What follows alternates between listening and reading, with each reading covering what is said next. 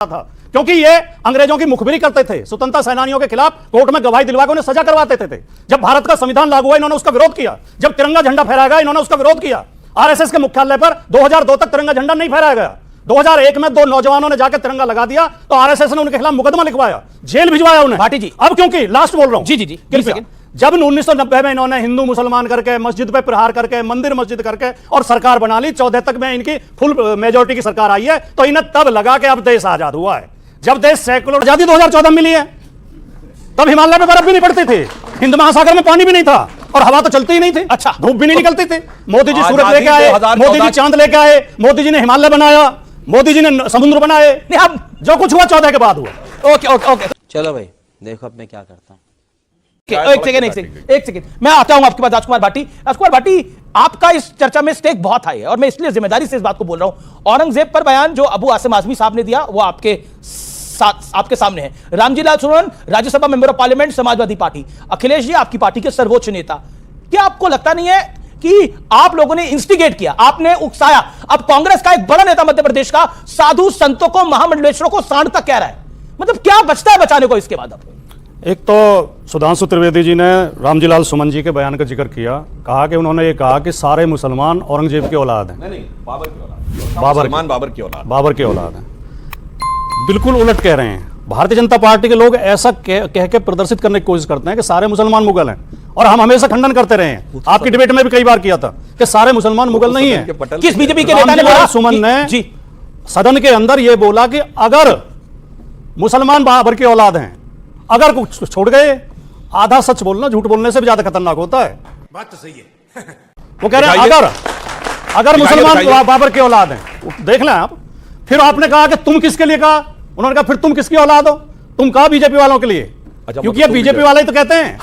लेकिन आपने उसमें जोड़ दिया हिंदू समाज के लिए कहा। हिंदू शब्द उन्होंने प्रयोग ही नहीं किया पूरे उनकी स्पीच में, कहीं हिंदू शब्द नहीं है। लेकिन अमीश जी जो आप सवाल उठा रहे हैं, कोई आदमी किसी राजा के बारे में गलत बोल दे, हो सकता है इतिहास कम पढ़ा हो सकता है ज्ञान कम हो, लेकिन हमारा कोई आदमी आपको धार्मिक विद्वेष फैलाता हुआ नहीं मिलेगा, हिंदू मुसलमान के बीच नफरत फैलाता हुआ नहीं मिलेगा। इनके लोग क्या करते हैं,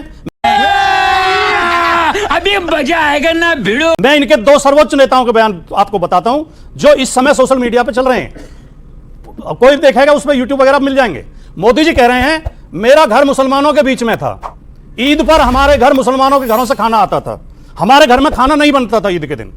मोदी जी कह रहे हैं। योगी जी कह रहे हैं 100 मुसलमानों के बीच में भी अगर 50 हिंदू रहते हो तो वो सुरक्षित नहीं है। अब मुझे सुधांशु भाई ये बता दें, मोदी जी का बयान सही है कि मुसलमानों के घर से उनके घर ईद पे खाना आता था, उनका चूल्हा ही नहीं जलता था, मुसलमानों के बीच में सुरक्षित थे, कोई खतरा नहीं था? क्या योगी जी सही कह रहे हैं कि हिंदू सुरक्षित नहीं है? बहुत अच्छा इन्होंने सवाल किया, बहुत अच्छा सवाल किया, मैं बिल्कुल जवाब देता हूं। जब मोदी जी बच्चे थे तो तब तक मुसलमानों को इतना सर पे नहीं चढ़ाया था। ओहो, वो तब तक नहीं था। हमने कहा जब मोदी जी मगरमच्छ पकड़ते थे मुसलमान डरे हुए सेंटेंस बोला और ये क्यों देखने लगता है, मुझे समझ नहीं आता है। और आज के समय, क्योंकि तब ये देश सेकुलर नहीं था, 1976 के बाद से जब से देश सेकुलर हो गया है उसके बाद से योगी जी की बात सही है। वरना मैं ईमानदारी से एक बात कहता हूं, एक बात भूल गए, जब देश आजाद भी नहीं था, आजादी 2014 में मिली है, तब हिमालय में बर्फ भी नहीं पड़ती थी, हिंद महासागर में पानी भी नहीं था और हवा तो चलती ही नहीं थी। अच्छा, धूप भी नहीं निकलती थी। मोदी जी सूरज लेके आए, मोदी जी चांद लेके आए, मोदी जी ने हिमालय बनाया, मोदी जी ने समुद्र बनाए। अब जो कुछ हुआ 14 के बाद हुआ। ओके ओके ओके, कुछ नहीं था उससे पहले। देखिए नहीं, ये तो देश ही सन 47 में बना था, इससे पहले देश थोड़ी था। ये तो वो है ना भैया, इस देश 14 में आजाद हुआ। नहीं सुधांशु जी, आपकी एक बड़ी फेमस प्रेस कॉन्फ्रेंस है जिसमें आपने बोला 2014 से पहले भारत था वो मुस्लिम राष्ट्र। 2014 से पहले भारत आजाद हुआ, ये नहीं सच है कि 2014 में आजादी की अनुभूति 2014 में।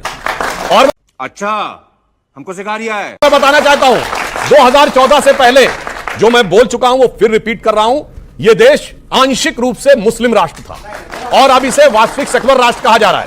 अगर मेरे बयान पर किसी को आपत्ति है तो दुनिया में एक सेकुलर देश बता दे मुझे जहां ट्रिपल आपत्ति है। तलाक, हलाला, मेहरम, हज सब्सिडी, वक्फ बोर्ड और अगर शरिया और सुप्रीम कोर्ट में मतभेद हो जाए यानी शाबानो केस, तो देश की संसद सुप्रीम कोर्ट के निर्णय को रौंद कर शरिया को सुप्रीम कोर्ट से ऊपर कर दे। 1947 जी ने कहा कि 2014 में आजादी का एहसास हुआ। क्यों हुआ उसका कारण खोजिए। जब देश की आजादी की लड़ाई चल रही थी, इनकी पार्टी का नाम है भारतीय जनता पार्टी। भारतीय जनता पार्टी की मां है जनसंघ, जनसंघ की मां है हिंदू महासभा और आरएसएस। हिंदू महासभा और आरएसएस से इनकी पार्टी का जन्म हुआ है। जब देश की आजादी की लड़ाई चल रही थी तो हिंदू महासभा और आरएसएस अंग्रेजों के साथ थी, आजादी की लड़ाई में शामिल नहीं थी। इसलिए जब देश आजाद हुआ तो देश की जनता ने इन्हें नकार दिया। इनकी कहीं एक सीट आती थी, कभी 2 आती थी। कृपया बोलने दें, कृपया बोलने दें। और 1990 में जाके नकार रखा था आपको। आपकी पार्टी को कोई गंभीरता से नहीं ले सकता था, क्योंकि ये अंग्रेजों की मुखबिरी करते थे, स्वतंत्रता सेनानियों के खिलाफ कोर्ट में गवाही दिलवा के उन्हें सजा करवाते थे। बात तो सही है। जब भारत का संविधान लागू हुआ इन्होंने उसका विरोध किया। जब तिरंगा झंडा फहराया गया इन्होंने उसका विरोध किया। आरएसएस के मुख्यालय पर 2002 तक तिरंगा झंडा नहीं फहराया गया। 2001 में 2 नौजवानों ने जाकर तिरंगा लगा दिया तो आरएसएस ने उनके खिलाफ मुकदमा लिखवाया, जेल भिजवाया उन्हें। भाटी जी। अब क्योंकि लास्ट बोल रहा हूं, जी, कृपया, जब 1990 में इन्होंने हिंदू मुसलमान करके, मस्जिद पे प्रहार करके, मंदिर मस्जिद करके और सरकार बना ली, 14 तक में इनकी फुल मेजोरिटी की सरकार आई है, तो इन्हें तब लगा कि अब देश आजाद हुआ है। जब देश सेकुलर गजब बेइज्जती है। के रास्ते पर चल रहा था, सोशलिज्म के रास्ते पर चल रहा था, संविधान के रास्ते पर चल रहा था, तब इनके मन में ठीक है, ओके, सेकुलरिज्म आखिरी बात।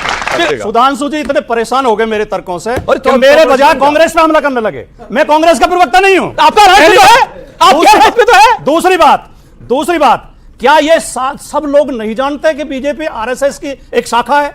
मैंने कुछ गलत कहा? नहीं, बिल्कुल सही कहा। आरएसएस बीजेपी की मान नहीं है क्या? बिल्कुल सही कहा। तीसरी बात, बिल्कुल सही कहा। अगर एओ ह्यूम भारत के लोगों को प्रशिक्षित और जागरूक कर रहे थे,